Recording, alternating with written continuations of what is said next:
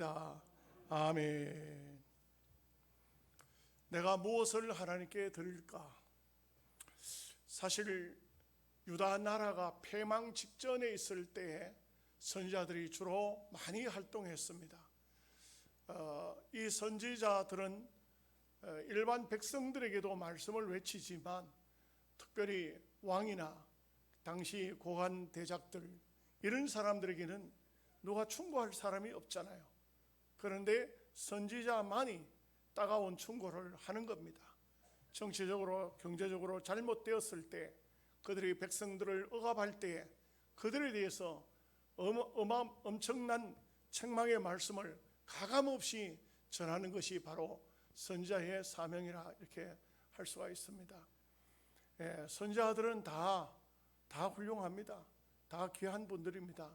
그런데 미가 선지자는 제가 생각할 때에 선지자 중에 선지자라 이렇게 할 수 있습니다. 왜 그러냐면 이분은 좀 깊이 말하면 영적으로 좀 치우친 사람입니다. 우리가 하나님의 일을 하는데도 소위 영적으로 치우친 사람이 있고 육적으로 치우친 사람도 없지 않아 있습니다. 오늘날 쉽게 말하면 목사로 봐도 거의 다르지 않습니다. 제사장 할 때는 주로 비유를 하면 장로님들이 거기에 속하고, 이 선지자 하면 말씀을 외치는 자이기 때문에 목사님에게 속하는 것이 더 많죠. 그런데 목사님들 중에도 보면은 참 기도 많이 하고 신령한 건 좋은데 좀 영적으로 좀 치우쳐 놓으면은 좀 잘못된 그런 것도 보이죠. 그래서 이 미가 선지자는 어떻게 보면은 영적으로 좀 치우친 그 신비주의자에 가까운 사람이라고 해도 과언이 아닙니다. 또 그 시대가 또 굉장히 세속적인 시대가 타락된 시대이기 때문에 그런 선지자를 하나님께서 선택했는지도 모르겠습니다. 그래서 이게 오늘 말씀에 보면 이 미가는 하나님 앞에 얼마나 은혜를 받았는지, 자기가 하나님 앞에 자기 자신을 어떻게 헌신해야 될 것인가 하는 것을 한 3가지로 정리를 했더라고요. 첫째 한 가지는 오늘 여기에 말씀 보면 1년 된 송아지를 드릴까 하는 것은, 이거는 하나님 앞에 1년 된 송아지는 번제 헌신 제사에 있어서 반드시 필요한 그런 제물이라고 할 수 있습니다. 정말 합당한 예물이죠. 그 다음에는 천천만만의 수양의 기름을 드릴까, 이게 성경에 보면은 다윗이나 솔로몬이나 이런 사람들이 보면 그 당시 경제적으로도 아주 넉넉했고 좋은 시대였습니다. 그렇기 때문에 하나님 앞에 다윗 같은 경우는 어째 보면은 거의 하나님이 그런 헌신 제물을 잡수는 건 아니잖아요. 그런데도 얼마나 제사를, 오늘날로 말하면 예배를 정성스럽게 많이 드렸는지 몰라요. 그래서 다윗의 모습과 또 그 모습을 닮은 솔로몬도 역시 우리가 잘 아는 것처럼 1000번 번제를 드릴 정도로 대단히 그 예배에 열성적이었던 그런 것을 볼 수가 있습니다. 물론 솔로몬이 말년에 좀 잘못돼서 하나님 앞에 책망도 많이 받았지만 그분들의 신앙을 이 미가 선지자는 생각했던 것 같아요. 내가 기왕이면 하나님이 정말 하나님이 눈을 뗄 수 없을 정도로 하나님 앞에 한번 헌신적인 삶을 이렇게 제물을 드려볼까. 그 다음에 3번째 생각한 것이, 이게 아주 좀 잘못하면 기독교로서는 좀 잘못된 모습이에요. 내 맏아들을 드릴까 이렇게 했어요. 이거는 몰록신이라고 있어요. 몰록신은 주로 블레셋에서 몰록신이 많이 등장했는데, 이것은 첫 아들이 태어나면 첫 아들을 자기 신에게 바치는 겁니다. 실제로 바치는 거예요. 아들을 동으로 만든 그런 사람 형상을 만드는 그런 우상을 세워놓고 그 우상에다 아이를 눕혀놓고 불을 떼는 거예요. 불을 때 어린 애가 막 불에 타서 죽는, 이거는 우리가 볼 때는 잔인하기 그지없는, 아주 악하기 그지없는 그런 행동이지만 제사를 드리는 그 사람들의 입장에서는 최고의 헌신이라 이렇게 생각을 하고 있는 거예요. 그러니까 이 미가 선지자 같은 경우도 영적으로 치우쳤다고 제가 말씀드리는 이유가 거기에 있는 겁니다. 아들도 아깝지 않고 재물도 아깝지 않고 그 무엇도 아깝지 않고 내가 하나님 앞에 좀 한번 전적으로 전폭적으로 헌신을 하겠다. 바로 이 정신이, 이 정신이 미가서 속에 보면은 백성들을 향해서, 왕을 향해서, 고관 대작을 향해서 막 신랄하게 비판을 하는 그런 것을 볼 수가 있어요. 여러분, 우리가 그런 것을 보지 않습니까? 자기 자신이 깨끗하게 살지 못하면요, 남을 책망할 수 없습니다. 책망 뭐합니까? 양심의 가책이지. 남을 책망하면 어떻습니까? 속 사람이 에노마, 니는 나쁜 놈 아니냐? 니는 도둑놈 아니냐? 니는 사기 안 쳤냐? 이렇게 되면 그 메시지가 어떻게 되겠어요? 안 되죠. 그러니까 이 미가 선지자는 정말 자기 자신이 헌신된 이런 마음을 가지고 하나님께서 부르신 그때부터 정말 생명이 다하는 그날까지 참 전적으로 하나님 말씀을 그대로 외칠 수 있도록 그런 마음 바탕이 되어 있는 그런 사람이라고 할 수가 있겠죠. 그 김동호 목사님이라고 계세요. 김동호 목사님 아직도 현직에 계시죠. 김동호 목사님. 그 책을 한 권 썼는데 책 이름이 하나님 제 덕 좀 보세요. 하나님 제 덕을 좀 보세요. 그 목사님이 가까이 계시던 목사님 중에 한 분이 은퇴를 하셨는데 아주 승용차를, 좋은 차를 몰고 오셨더라고요. 그리고 김동호 목사 보고 내가 식사 내가 대접하겠다고. 아니, 은퇴한 목사님이 무슨 돈이 있다고 식사 대접한다 하냐고. 근데 그 목사님이 아니야, 우리 아들이 돈을 잘 벌어. 그래서 내게 카드를 하나 만들어주고 이 차를 빼주면서, 그러면서 참 어디 가든 간에 남에게 대접받지 말고 대접하라고 그렇게 한다는 거예요. 그래서 그 목사님은 자기 주변에 있는 목사님들 전부 데리고 다니면서 식사도 대접하고 뭐 이렇게 한다는 거예요. 그 김동호 목사님이 한번 그분에게 이렇게 대접을 한번 받고 난 다음에 선배님 차에다가 하나 써붙이시죠. 뭐라고 써붙여? 내 아들이 사준 차. 이렇게 한번 써붙이고 다니시죠. 왜 그러냐면 그 아버지가 그냥 만나는 사람마다 차 좋지? 예, 내가 우리 아들이 사준 거야. 이 차 좋지? 어때? 내 아들이 사준 거야. 아들이 아마 사업을 하는지 잘 모르겠어요. 그러니 이 아버지 입장에서 자기 아들이 그렇게 자랑스럽다는 거예요. 그러니 김동호 목사님이 거기서 힌트를 얻어서 하나님 내 덕 좀 보세요. 하나님께 11조를 드리고 하나님께 물질을 드리고 하나님 위해서 살면 하나님께서 얼마나 기뻐하시면서 자랑하실까. 막 하나님 자랑하고 싶어서 못 견딜 것이다. 막 이렇게 그 책 내용을 썼어요. 그렇게 썼는데 또 김성수라는 목사님이 계셔요. 그런 글을 쓰지 말라고 또 비판을 했어요. 왜냐하면 하나님은 우리가 드리는 제물로 즐거워하시는 하나님이 아니라, 이게 물질 때문에 기뻐하는 그런 하나님이 아니라, 이게 우리가 하나님 앞에 어떤 물질로 갚을 수 있는 그런 은혜 받은 사람이냐고 그래가지고 또 신랄하게 비판을 했어요. 근데 저는 볼 때 두 가지 다 맞는 것 같아요. 그런데 사람이 어느 쪽으로 치우쳐서는 안 되겠죠. 물론 성경을 보면 시편 50편에 그 말씀이 정확히 나와요. 산림에 있는 모든 산 속에 있는 모든 짐승들이 다 내 것이다. 너희의 생축도 다 내 것이다. 내가 고기가 먹고 싶어서 소고기를 양을 잡으러 하겠냐? 내가 짐승의 피를 마시고 싶어서 양을 잡으러 하겠느냐? 그러면서 내가 너희에게 보고자 하는 것은 감사를 보기를 원한다. 하나님이 무슨 하나님이 뭐 먹을 게 없어서 양 잡아라 소 잡아라 이런 하나님이 아니다 이거죠. 하나님께서 우리에게 왜 너희들이 하나님 앞에 정성을 다해서 제사를 드리라, 헌신 예배를 드리라 이렇게 하느냐 하면은 그것은 우리의 감사를 보기 원합니다. 우리 제가 이렇게 남 칭찬을 좀 인생한데 우리 남전도의 회장님이 뭐 농사 짓고 또 이렇게 하시니까 힘들으니까 아마 은퇴도 하시고 새벽 기도를 주일날만 나오시고 별로 안 나오셨는데 이번 주 한 주간 동안 계속 새벽 기도를 나오시길래 그 집사람도 그런 얘기하더라고요. 우리 구장로님이 새벽 기도를 빠짐없이 그래 나오시는데 아이고 그걸 모르나 이 사람아, 이번에 헌신 예배잖아. 일남전도회 헌신 예배잖아. 맞습니다.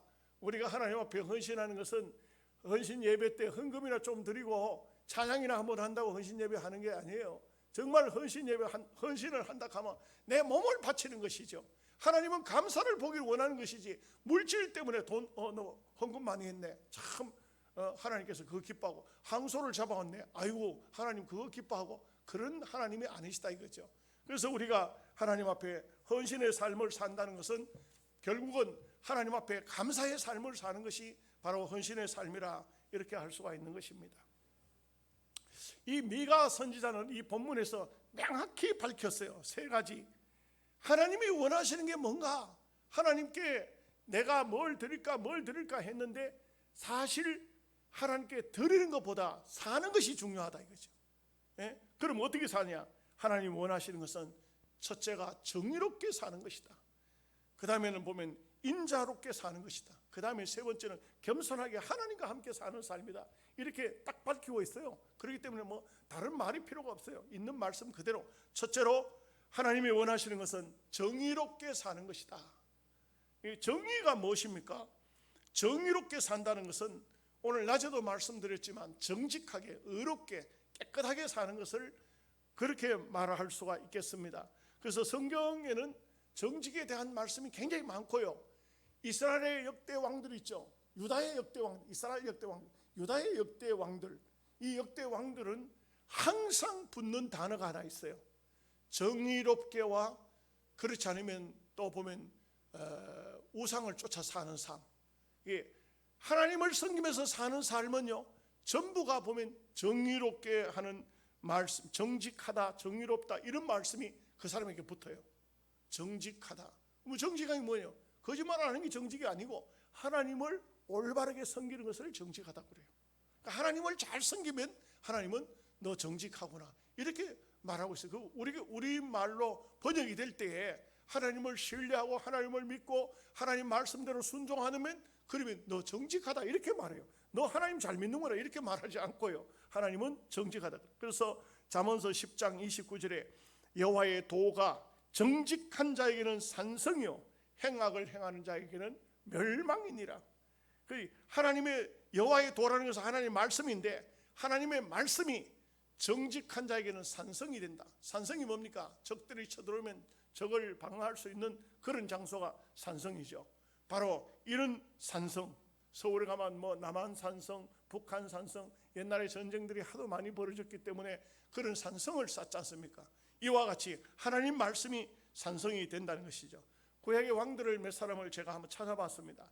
열왕기하 12장 2절에 요아스가 제사장 여호야다의 교훈을 받는 동안에 여호와 보시기에 정직히 행하였으며, 제사장의 교훈을 요아스에게 여호야다라는 제사장이 계속 말씀을 가르쳤어요. 왜 그러냐면 요아스라는 임금은 7살의 왕이 돼요. 7살의 왕이, 그 솔로몬의 계통, 다윗의 계통에서 태어난 그 부모가 일찍 죽으니까 7살의 왕이 된 거예요. 왕이 됐는데 이 왕을 누가 가르치겠습니까? 그때 보면 여호야다라는 제사장이 있었어요. 그 제사장이 잘 가르치니까 이 가르친 대로 왕이 말이요 순종을 잘했어요. 그러니까 정직하다게요. 정직하다. 그런데 나중에 보면 안타깝게도 제사장이 죽고 난 다음에 말씀을 떠나요. 그래서 하나님 앞에 이 요아스가 아주 하나님의 책망을 받는 그런 것을 볼 수가 있어요. 말씀대로 살면 정직하고 말씀을 떠나면 하나님께 책망이 임하고 이렇습니다. 열왕기하 14장 3절에 아마사가 여호와 보시기에 정직히 행하였으나, 쓰나 하는 것은 그것은 뒤에 뭐가 있다는 거죠. 그 조상 다윗과 같지는 아니하였더라, 이렇게 말하고 있는 것을 볼 수 있습니다. 대체적으로 하나님을 잘 섬기고 어렵게 살았지만 다윗처럼은 안 했다, 다윗만큼은 못했다, 이것을 말하고 있죠. 열왕기하 15장 3절에 보면 아사라가 그 붙인 아마사의 모든 행위대로 여호와 보시기에 정직히 행하였으나, 또 똑같습니다. 정직히 행하였으나 그 다음에는 다윗처럼은 하지를 못했더라. 이 다윗이 참 보면 믿음의 사람의 사표였다. 다윗이 얼만큼 하나님 앞에 좋은 믿음을 가지고 있었는가, 그것을 정확히 성경이 말했어요.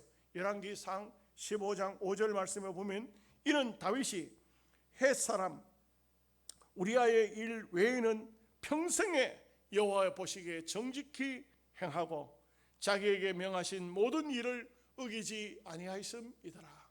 그러니까 이 다윗은요, 신앙생활의 모범이 돼요. 근데 또 반대도 있어요. 반대가 뭔지 아세요? 악한 일을 한 사람은요, 성경에 보면 이렇게 나와요. 난 그 찾지도 않았어요. 성경을 찾아보지도 않았어요. 악하고 못됐고 아주 죄만 짓던 사람은 느바세 아들 여로보암의 죄에서 떠나지 아니하니라. 이 말은 북쪽 이스라엘의 첫 번째 왕이 여로보암이에요. 그런데 어떤 사람이 죄를 지었죠? 그러면 저 사람이 죄인이다 이렇게 하지 않았어요. 느바세 아들 여로보암의 죄를 떠나지 않았다. 이 말 자체가 여로보암은 죄의 표상, 또 다윗은 믿음의 표상, 이렇게 되어 있는 것을 알 수가 있어요. 그래서 다윗 쪽에, 다윗길에 서 있는 사람은 하나님께서 다 정직히 행했더라. 정직히 행했더라. 공의롭게 살았다. 공의롭게 살았다. 하나님이 얼마나 그것을 좋아하시는가 하는 것을 알 수가 있습니다. 여러분, 정직이라는 말은요, 원문을 보면 야샤르라는 말이에요. 야샤르라는 말인데 이걸 번역해 보면 우리가 잘 깨달을 수 있어요. 곧다, 옳다, 바르다. 이게 바로 야샤르예요. 그러니까 우리가 이 말씀들을 전체적으로 보면 하나님 앞에 정의롭게 산다, 정직하다, 이것은 올바르게 살더라. 바르게 살더라. 바로 살더라. 오늘 우리로 따지면 목사는 목사답게 살더라. 여러분은 어때요? 장로는 장로답게 살더라. 권사는 권사답게 살더라. 이게 바로 야샤르, 바르게 살더라. 아멘 하십니까? 네, 바르게 산다. 1999년부터 2003년까지 프랑스에서 세계적인 사이클 대회가 열렸는데, 여기에서 줄곧 1등 하던 사람이 있어요. 암스트롱이라는 사람이 5년 동안 1등을 했어요. 묘한 것은 2등을 한 사람도 3등도 한번 하지 못하고 5년 동안 2등만 한 사람이 있어요. 얀 울리히, 독일 선수예요. 이런데 그 암스트롱과 안 율리히라는 사람이 참 대회만 나가면 1등, 2등을 해요. 근데 한 번은 암스트롱이 구경 나온 소년이 가방을 들고 흔들다가 그 가방에 자전거가 걸리는 바람에 그만 넘어지고 말았어요. 넘어졌을 때 그 스포츠 선수가 아마 사이클 선수라도 1등을 달리던 선수가 넘어지면 그거는 다음은 그 1, 2등을 막 콕 다투던 그런 선수가, 한 선수가 넘어졌다는 것은 이거는 1등 할 확률이 없습니다. 그런데 묘한 것은 안 울리히라는 선수가 암스트롱이 넘어지자 자기가 가던 그 장소에 멈추었어요. 사이클을 멈춘 겁니다. 암스트롱이 일어나서 다시 자전거 페달을 밟을 때까지 그는 그 장소에 멈추어 있었어요. 다시 출발하자 다시 이 사람이 있는 힘을 다해서 암스트롱을 추월하려고 했지만 추월할 수가 없었어요. 결국 그날 또 5번째 2003년도에도 결국은 암스트롱이 우승하고 그 얀 올리라는 사람이 2등을 했어요. 그런데 세계적인 모든 신문들이 이런 머리글로 나온 글자가 뭐냐면 위대한 2등, 위대한 멈춤, 이런 글들이 신문에 올라왔습니다. 근데 이 얀 율리히라는 사람이 이렇게 말했어요. 기자들이 왜 그 암스트롱이 넘어졌을 때 추월해 가지 않았느냐 하고 말할 때, 나는 타인의 실수로 우승하고 싶지 않았습니다. 사고로 우승자가 되는 것은 부끄러운 우승입니다. 나는 정정당당하게 우승을 하고 싶었습니다. 그러나 암스트롱은 역시 강한 자요, 나는 그를 추월하지 못했습니다. 얼마든지 추월할 수 있잖아요. 그런데 이분은 그러지를 않았다 이거죠. 참 이런 스포츠맨, 이런 스포츠 신사가 있을까요? 우리가 이 땅 위에 사는 동안에 우리에게 많은 생각을 하게 해주는 그런 모습이라고 할 수가 있습니다. 여러분, 세상 사람들의 모습이 어떻습니까? 이 세상에 살면서 보면은요, 남이 넘어지면 넘어진 것으로 그냥 만족하지 않고 밟으려고 하는 사람도 있어요. 그래서 넘어지면 뒤꼭지 밟는다, 이런 말도 있잖아요. 그렇지만 여기에 이 스포츠 스타들은 비록 5년 동안 2등밖에는 못했지만, 그러나 그는 참으로 훌륭한 이미지를 세계 민족 속에 남겼다는 것입니다. 두 번째, 하나님께서는 어떤 사람을, 하나님께서는 무엇을 좋아하시냐, 여기 말씀대로 인자를 사랑하는 것을 원하신다, 이렇게 말씀하고 있습니다. 인자라는 것이 무엇일까요? 가끔 우리는 우리말 성경에서 원문이나 한문이나 영어를 보지 않으면 잘 이해를 못하고 또 오해가 생기는 경우도 있습니다. 그래서 여기 말씀을 갖다가 인자를 사랑한다 하니까 어떤 분은 좀 해석을 잘못했어요. 예수님을 사랑하는 것이라 이렇게 이제. 그런데 여기에는 아모스서에는 그 말이 아니에요. 계시록에 보면 인자 같은 이가 촛불 12 촛불 사이에 서 계시고 뭐 하는 이런 말씀들이 나옵니다. 인자가 예수님을 말해요, 계시록에서는. 근데 여기는 인자는 예수님을 말하는 것이 아니에요. 원문을 보면 헤세드로 되어 있어요. 헤세드. 원문이 헤세드라는 것을 우리말로 해석을 해보면 은혜라는 말도 있어요. 그리고 또 자비라는 말도 돼요. 사랑, 인애, 자비, 이런 것이 바로 헤세드예요. 그래서 이것을 해석해 보면은 너희가 이 땅 위에서 하나님께 뭘 드릴까 그거 치우고 은혜를 베풀면서 살라, 남을 긍휼히 여기면서 살라, 헤세드 하라, 이런 뜻이에요. 남을 불쌍히 여기라, 남에게 은혜를 베풀라. 이것이 바로 우리가 아까 말씀드린 것은 내 자신에게 정의롭게 깨끗하게 의롭게 살라는 말이 된다면은 지금은 남에게 베풀면서 살라, 베풀면서. 그 어려운 사람이 다가오면 그들에게 베풀어주고 그들에게 사랑을 베풀어주고, 정말 야고보서에 있는 것처럼 입으로만 배부르라 따뜻하라 하지 않고 그들에게 먹을 것을 주고 정말 그들에게 사랑을 베풀어 주는 것을 이걸 말하고 있어요. 그러니까 자 보십시오. 내가 하나님 앞에 정직한 삶을 사는 것으로 끝나면 안 돼요. 내가 깨끗하게 사는데, 내가 의롭게 사는데, 내가 이렇게 살면 이만하면 충분하지, 그것이 아니고, 그렇게 살면 이제는 내가 깨끗하게 살면 내 손으로 번 것으로 남들에게 베풀면서 살라는 거예요. 남에게 사랑을 베풀면서 살라는 것입니다. 이것이 얼마나 중요합니까? 우리가 가끔 보면 어떤 사람은 보면요, 절대로 남을 위해서 베풀지 못하는 사람이 있어요. 참 그런 분들 보면 좀 안타까워요. 저도 제가 우리 목사님 장로님들 방을 만들어서 우리 이제 270명 정도 이상 되는 목사님 장로님 방에 우리 교회 장로님들도 다 초청했어요. 이제 그렇게 방을 제가 만든 방이에요. 그런데 이제 가끔 한 번씩 어떤 분들이 전화가 와요. 목사님, 제가 뭐 이러이러한 일로 참 지금 물질적으로 곤란을 당하고 있는데 어렵습니다. 좀 도와주시기 바랍니다. 그렇게 해서 정말 제가 판단할 때 이분을 좀 도와주면 좋겠다 싶으면 제가 그분의 사정을 글을 올리고, 그리고 저부터 이제 언제든지 뭐든지 간에 무슨 일을 하려고 하면 내부터 뭐 앞장서야 안 됩니까? 그렇게 합니다. 그러면 많은 분들이 후원을 해가지고 이렇게 도와주게 돼요.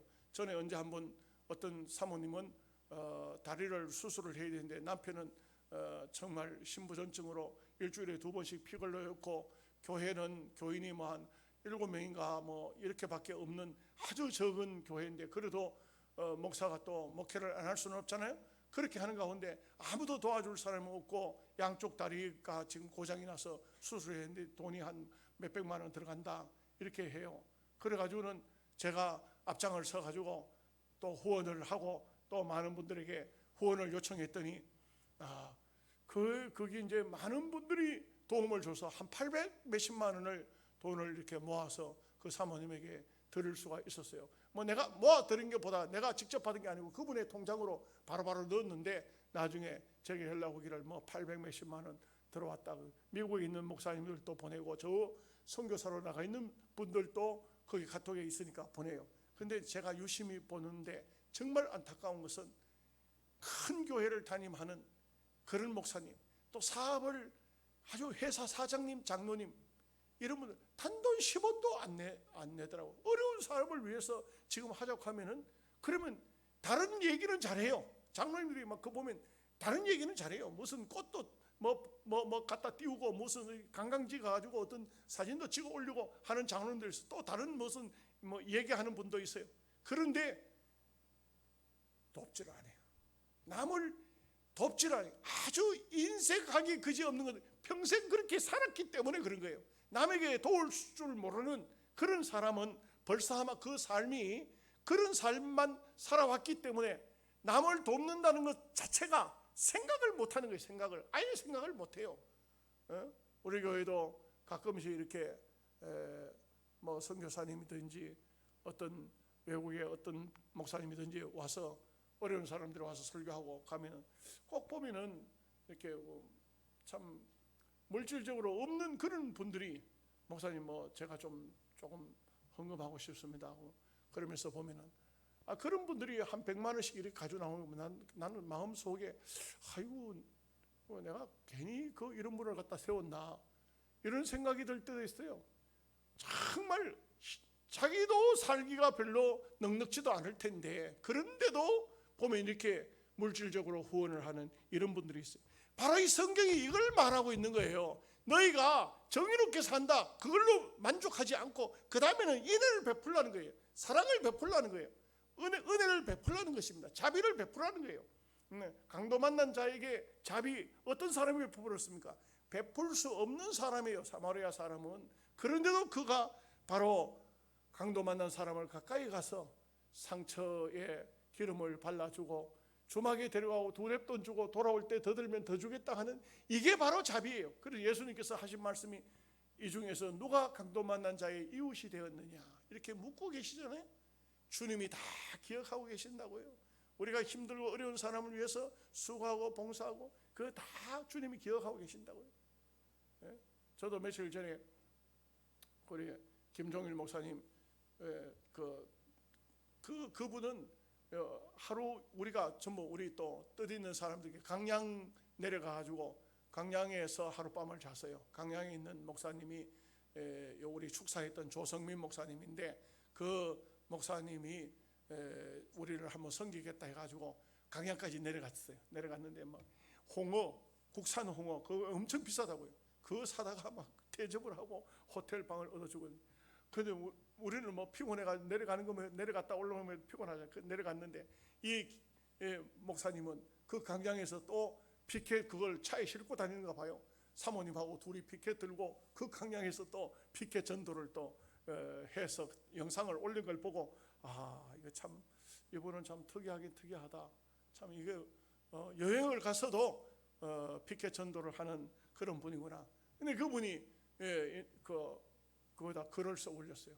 전도용품 살 돈을 좀 후원 좀 해 주십시오. 전도용품이 떨어졌다는 거예요. 전도용품이. 이거는 내가 그 얘기를 딱 듣는 순간 마침 내한테 전도비가 좀 있었어요. 바로 100만 원을 보냈어요. 그랬더니 제가 전도용품 사라고 100만 원을 보냈더니 그 다음에 막 30만 원, 50만 원, 10만 원 여러 사람들이 후원을 하는 것을 봤어요. 그걸 보면 느끼는 것은 누군가가 먼저 총대를 매야 되는구나. 총대를 매지 않으면 누구든가 할 사람이 없다 이거죠. 할 사람이 없다. 근데 성경은 너희가 하나님께 하나님 뭐 드릴까요? 하나님 뭐 드릴까요? 내 아들 드릴까요? 송아지 드릴까요? 양을 1000마리 좀 드릴까요? 그거 하지 말고 정직하게 살고 사랑을 베풀어라. 아멘 하십니까? 우리가 헌신이 뭐냐? 일남전도의 헌신이 뭐냐? 하나님 앞에 예배드리고 하나님 뭘 드릴까요? 하기 전에 먼저 정직하게 살고 그 다음에 어려운 사람들을 도우라. 어려운 사람 정말 힘들고 어려운 사람, 이 미가 선지자 시대에는 굉장히 어려운 시대였어요. 얼마나 어려운 시대인지 몰라요. 이런 시대에 여러분, 한번 제가 말씀을 여러분에게 읽어드릴게요. 미가서 2장 8절에서 9절 말씀에, 근래에 내 백성이 원수같이 일어나서 전쟁을 피하여 평안히 지나가는 자들의 의복에서 겉옷을 벗기며 내 백성의 부녀들을 그들의 즐거운 집에서 쫓아내고 그들의 어린 자녀에게서 나의 영광을 빼앗는도다. 파악하기 그지없는 세상이 되어버렸어요. 이런 세상, 이 엄청난 참 고통스러운 세상이 미가 선지자 살던 그 시대의 세상이에요. 미가서 3장 2절에서 3절 말씀에 그 당시 간원들, 그 당시 고관 대작들이 어떤 짓을 하고 있는지 한번 보십시오. 이렇게 말씀하고 있어. 너희가 선을 미워하고 악을 기뻐하여 내 백성의 가죽을 벗기고 그 뼈에서 살을 뜯어 그들의 살을 먹으며 그 가죽을 벗기며 그 뼈를 꺾어 다지기를 냄비와 솥 가운데 담을 고기처럼 하는도다. 이 나라의 지도자들이, 정치하는 사람들, 고관 대작들, 오늘 우리 조선시대로 말하면 사대부들이 뭘 하고 있느냐? 백성들을 잡아서 가죽을 벗기고 그 뼈에서 살을 뜯어내고 그 살을 먹고 가죽을 벗기고 뼈를 꺾어 다지기를 하고 냄비와 솥에다가 집어넣고 냄비와 솥 가운데 담을 고기처럼 한다. 이 사람을 그렇게 먹는다는 뜻이 아니에요. 고리 대금업자가 설치고 옛날 그 조선시대에 보면 그런 TV에도 가끔 보면 박문수 이야기가 나오지 않습니까?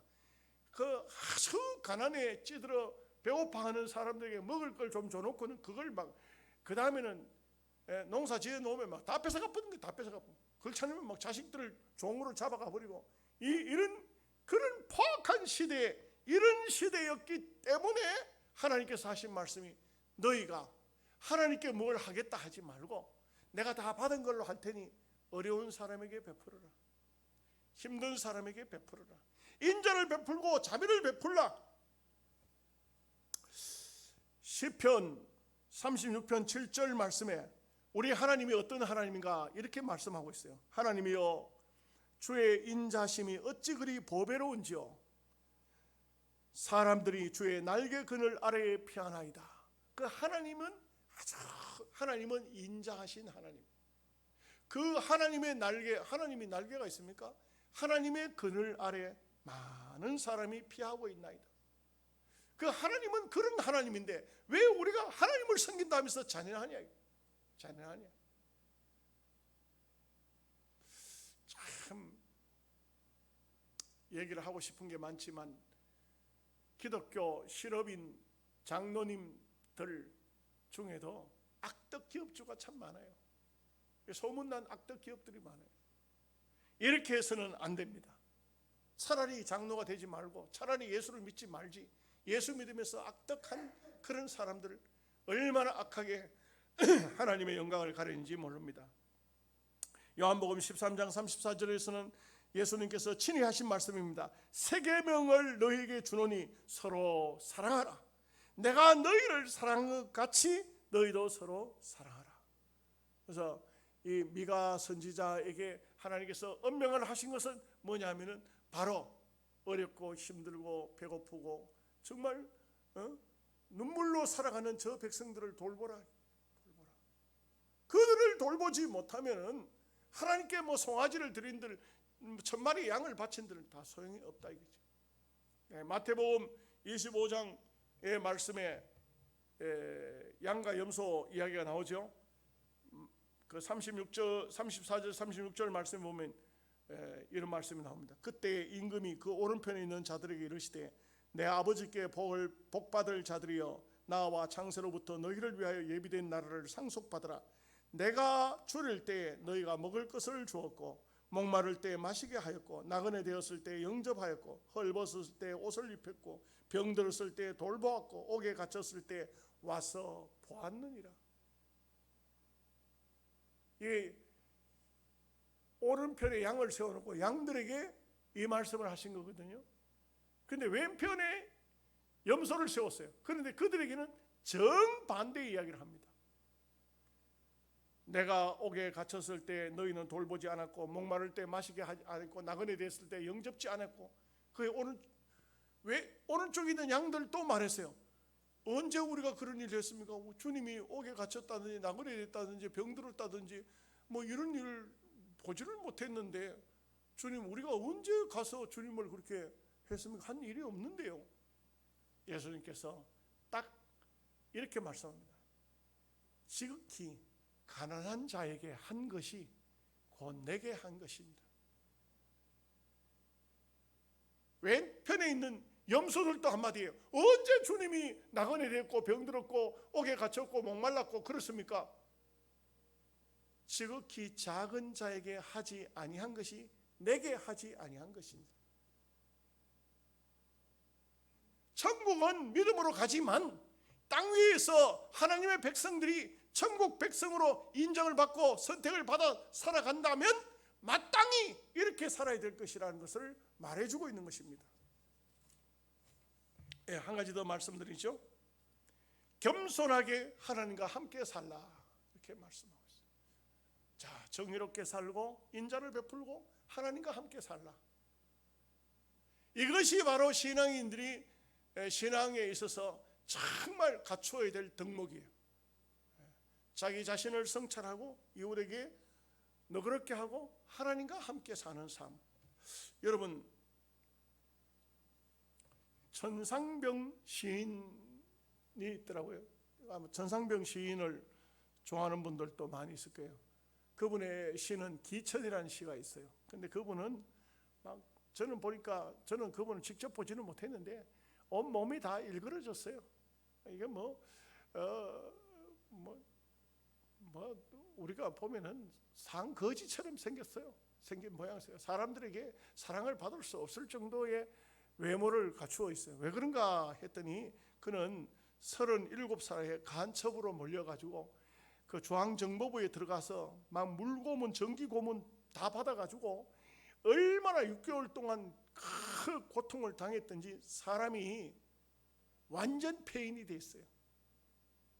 완전 폐인이 됐어요. 그래가지고 나와가지고는 이 전기고문, 물고문 받으면서 사람이 그래도 죽이지는 않고 그렇게 고문을 해놓을 게네요. 정신병이 생겼어. 그 정신병자처럼 다니고 이 사람은 무슨 일도 못해. 뭐 몸이 다 망가져 버렸으니까. 그러니까요. 행여병자 그 출처가 없는 거지처럼 해가지고 돌아다녀가지고 그래가지고 잡혀서 그런 자들 있는 수용소 같은데 갇히기도 하고 이렇게 했어요. 그런데도 그가 쓴 시가 그 시 하나가 많은 감명을 줘요. 귀천이라는 시예요. 여러분들 인터넷 찾아보면 지금도 찾을 수 있어요. 나 하늘로 돌아가리라. 새벽빛와 닿으면 쓰러지는 이슬 더불어 손에 손을 잡고 나 하늘로 돌아가리라. 노을빛 함께 단둘이서 기슭에서 놀다가 구름 손짓 하면은 나 하늘로 돌아가리라. 아름다운 이 세상 소풍 끝내는 날 가서 아름다웠다고 말하리라. 도무지 이해가 안 돼요. 나는 이 시를 읽고 난 다음에 기독교인인가? 물론 나중에 찾아보니까 천주교인이었더라고요. 근데 이분이 이렇게 아름다운 시를 썼는데 사람의 외모하고는 전혀 다른 시를 썼거든요. 그런데 나중에 봤더니 이분은 육신적으로는 간첩으로 몰려가지고 엄청난 고통을 당하고 정부로부터 어떤 혜택도 못 받아요. 요즘에 같으면 다 찾아내는데 옛날에는 그렇지도 못했어요. 그렇게 중앙정보부 끌려가 물고문, 전기고문, 온갖 고문을 6개월 동안이나 받았지만 간첩인 것을 찾아내지도 못했어요.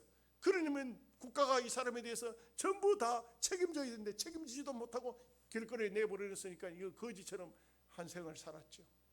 얼마나 비참합니까? 얼마나 비참합니까?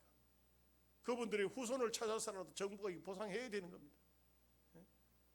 그런데도 불구하고 이분은 참 나 하늘로 돌아가리라. 아름다운 이 세상 소풍 끝내는 날 가서 아름다웠다고 말하리라. 이런 시상이 떠오를까요? 그 사람의 마음속에는요 울분이 있잖아요. 억울한 일을 당하면 그 트라우마를 잘 못 벗어나요. 여러분, 즐거웠던 것은 쉽게 잊어요. 얼마 안 지나면 있습니다. 그런데 정말 힘들었던 것, 나를 괴롭혔던 것, 누군가가 나를 힘들게 했던 그거는 잊을 수가 없어요. 잊혀지지가 않아요. 어떻게 트라우마를 어떻게 이길 수가 있을까요? 저도 가끔 제 간증을 하면 이제 뭐 헌신 예배든지 어디 집회든지 그 간증을 가끔 하면은 그러면 장로님들이나 혹은 목사님들이 목사님은 그 트라우마에서 지금 벗어났습니까? 하고 이제 질문을 해요. 예, 그렇습니다. 나는 하나님을 만나서 정말 과거를 다 잊을 수가 있었습니다. 그렇게 대답을 해요. 근데 사실요, 죄송한 얘기지만 제가 결혼하고 아들, 딸들 다 키우고도 그 트라우마에서 벗어나지 못할 때가 많았어요. 잠을 자면 꿈속에 어린 시절로 가는 겁니다. 꿈속에 어린 시절로 가면 아주 모든 세상이 어둡고 침침하고 굉장히 막 절대 세상 아름다운 세상이 아니에요. 그런 세상으로 가가지고 막 내가 뭐 때문인지 모르지만 가슴을 졸이고 내가 뭔가 잘못해서 누구에게 쫓기고 힘들고 이러다 꿈을 깨면 식은땀이 나고 그리고 마음이 막 어두운 것입니다. 그럼 어떻게 돼요? 기도할 수밖에 없어요. 그런 경험들을 가지고 있어요. 이런 것을 겪어보지 않은 분은 잘 몰라요.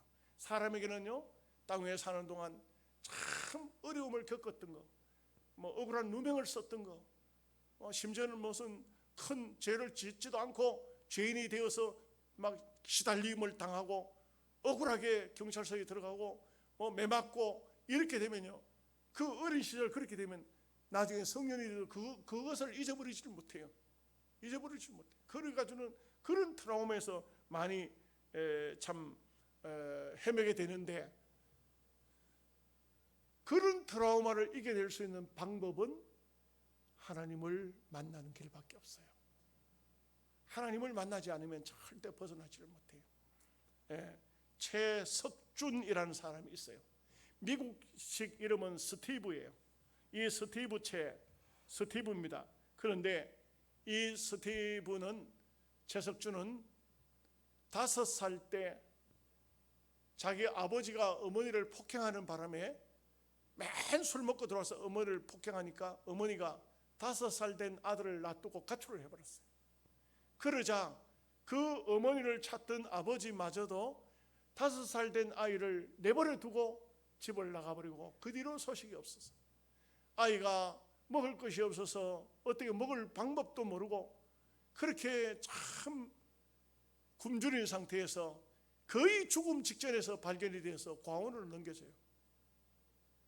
이 고아원에 들어갔는데 고아로 들어가서도 엄청 힘들고 어려웠어요. 고아원 생활이 결코 넉넉하지 않지 않습니까? 그런데 이 아이를 미국 사람이 누군가가 입양을 해요.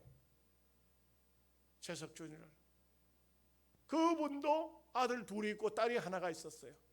근데 이 최석준을 입양을 해가지고, 그리고는 이제 그 한국 사람을 통해서 말을 해야 되잖아요. 그죠? 이 아이에게 내가 너를 왜 입양했는지, 내가 너를 왜 데려왔는지를 말합니다.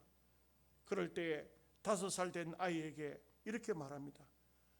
최석준, 내가 너를 만난 것은 첫째, 하나님의 은혜다.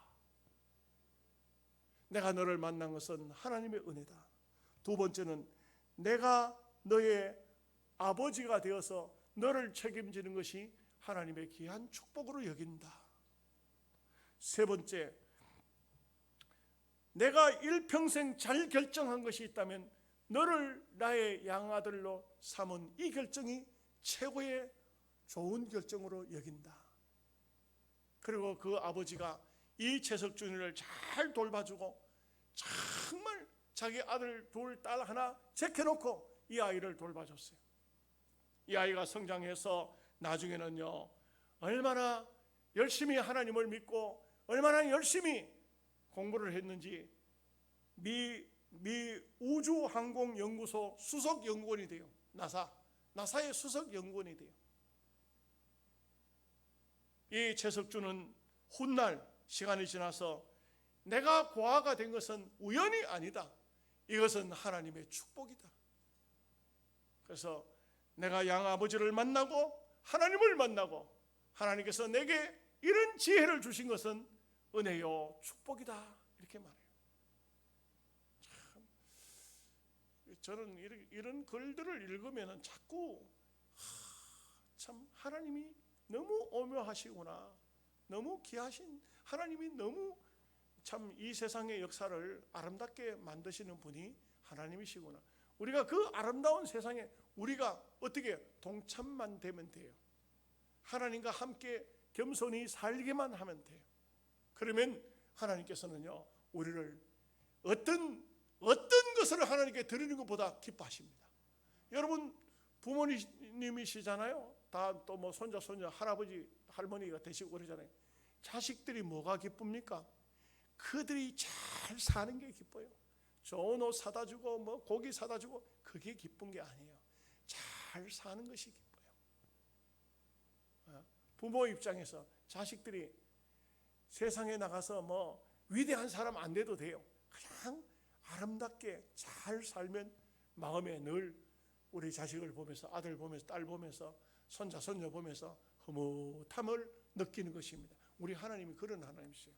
그래서 오늘 하나님께 무엇을 드릴까? 이런 삶으로 드림이 되시기를 주님의 이름으로 축복합니다. 아멘. 기도하겠습니다. 하나님 아버지 감사합니다.